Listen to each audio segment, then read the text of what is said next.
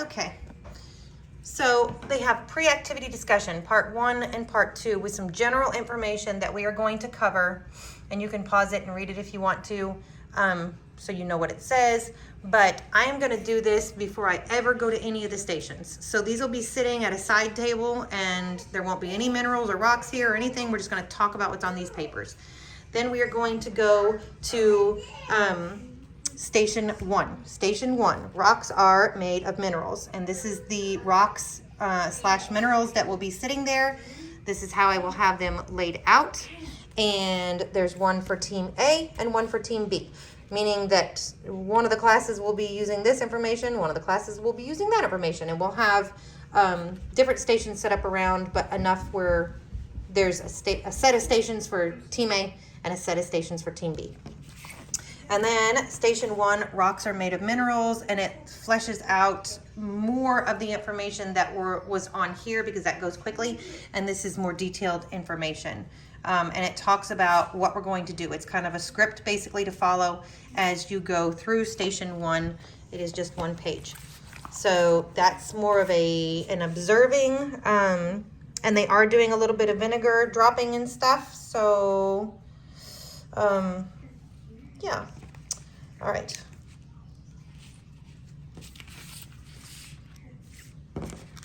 And this, you can see, it looks like it says Nice, but it is pronounced nice, so I made sure I put that there for you. Okay, so that's Station 1. Then they're going to go to Part 1, Section 1. And this one, as you can see, is Team A. It's dry erase. They're going to mark all their information on here, and then when the second 2 classes come in, they'll have a clean copy because you guys will have dry erase marker, and then you'll just wipe it clean. And after the second 2 classes, we'll wipe it clean as well. The answers are on the back so that tutor can check the work and see how they did, and they can look at it and see how they did. If they're having issues with, verbiage of how to explain the mineral color, or whether they think it's metallic or non-metallic, you can talk about that with them. And here's some options: dull, creamy, earthy. All of these are options of how to describe these minerals. And then we're looking at whether it's metallic or non-metallic. The luster. Is it metallic or dull? Is it pearly or vitreous? And then there's some more information here and some color names for them to describe the mineral's color. So again, that is Part 1, Section 1. And they each have their sheets for that. Okay, I do need to make 2 additional copies of this, or 1 additional of each of these for Team B, because I need to have enough stations for everybody. Okay, this station is going to have these, and this is all that's going to be on there. They're going to have some streak tiles as well, and they just describe the mineral as they look at it, and they write that information down, and then they describe the color after they've made a streak on the tile. And then again, the answers are on the back, and you can help them with that. That's all that station is for Part 1, Station 2. Then we have Part 1, Station 3, and that is talking about shape properties, the crystal form. They're going to have these, and they're going to describe the color by looking at it, and then they're going to describe its crystal form. So how are they going to do that? How do they even know how to put words to that? So they've got these sheets, and it says mineral crystal forms, and there are some pieces of information that you can go over with them.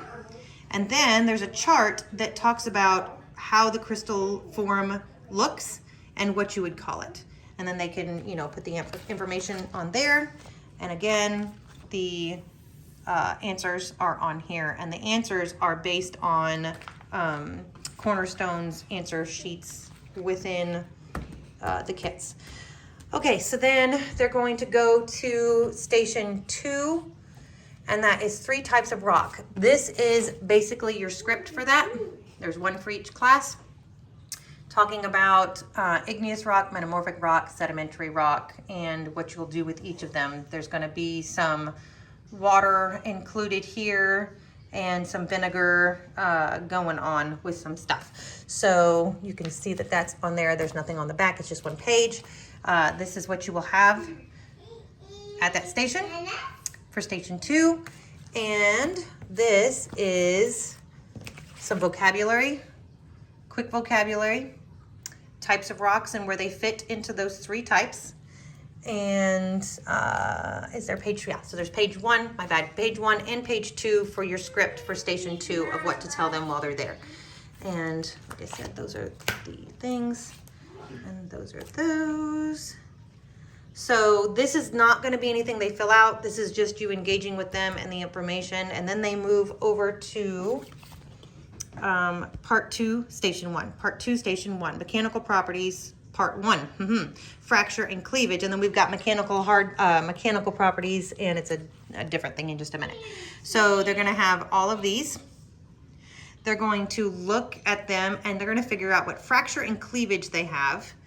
And they're going to use these pieces of information. So you'll start with this one. What is cleavage? What is fracture? And you'll talk to them about that. Not to confuse cleavage planes with crystal faces, just information and some information over here. Once they've done that, then they will be able to look at this and look at the physical properties of the minerals and decide what kind of cleavage, 1-directional, 2-directional, 3-directional, 4-directional. And we have the answers back on here about whether it has fracture or cleavage.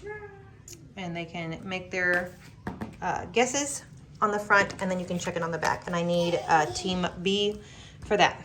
Okay, so now we are over to part 2 of the mechanical properties, and this is hardness. So we're going to be talking to them about the Mohs scale, and we're just going to give them some information and show them the softest would be talc and the hardest would, on this particular chart, would be diamond, and some things in between. We can show them over here comparisons of things they use in real life to the hardness comparison to the minerals. Okay, they will have their sheet, and it will say softer than glass or harder than glass. How are they going to figure that out? They're going to have 2 glass plates. They're going to streak them. They're going to have 1 nail and 2 pennies, and then they're going to perform the scratches, so to speak, on the glass. And then on the back, you'll see that mineral can scratch the penny, but not the nail. So that's what this, oh goodness, I can't help you. Mineral can scratch blank, but not blank. So you scratch the glass, and it does not scratch the glass. So it would be softer than glass. But you will see a scratch on the penny, but you will not see a scratch on the nail. So that would end up being about a hardness of 4 based on all of the information that you gathered by doing those scratches and looking over here on the chart.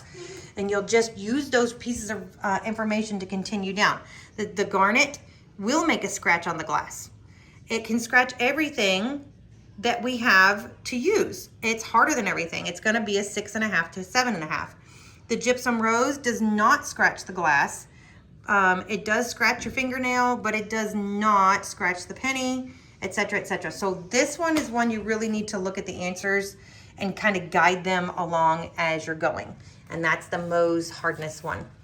Okay, and I need a team B for that guy. All right, so then we move to part 2, station 3, unusual properties, odor, effervescence, and magnetism.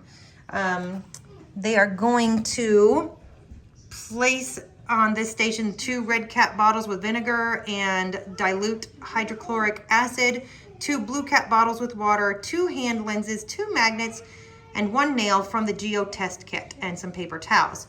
And what are they going to do? They're going to test it for effervescence with the vinegar. They're going to test it for magnetism with the magnet, and they're going to test and see if it is magnetic and see if it will attract the nail. And as you go through, you will see the answers for that. So they're just going to test those things and fill them out. There is some information here that you can read to them before they get started. I need a B for that one. I don't understand why I'm missing some of these pages. Okay, then you go to station 3. Rocks are important to people. That's what's going to be sitting on the table. And we're going to have a script. You have a script to read.